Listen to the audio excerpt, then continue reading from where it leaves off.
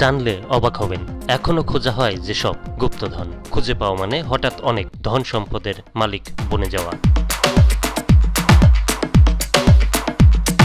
তাই অসংখ্য মানুষ গুপ্তধনের এখনো সন্ধান করে থাকেন। ছোটবেলায় দিক বিদিক অনেক গুপ্তধনের কথাও প্রচলিত থাকলেও সেসবের খোঁজ এখনো জানেন না কেউ।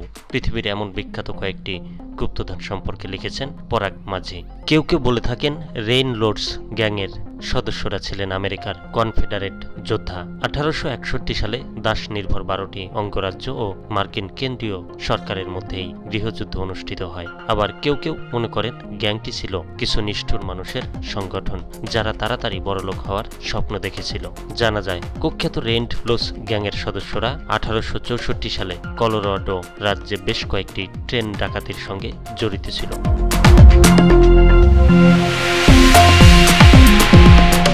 এই লুটতারাজের মধ্য দিয়ে তারা বিপুল পরিমাণ সোনা ও নগদ অর্থ আহরণ করে। কথিত আছে ডাকাতি করা সম্পদ মাউন্ট লাগান পর্বতের কোনো এক অংশে লুকিয়ে রেখেছে তারা। গ্যাংয়ের নেতা জন রেইনস শেষ পর্যন্ত বেঁচে ছিলেন। 1871 সালে নিহত হওয়ার আগে তিনি তার পার্টনার অ্যালবার্ট ব্রাউনের কাছে লুকিয়ে রাখা সোনার স্থান সম্পর্কে ধারণা দিয়েছিলেন।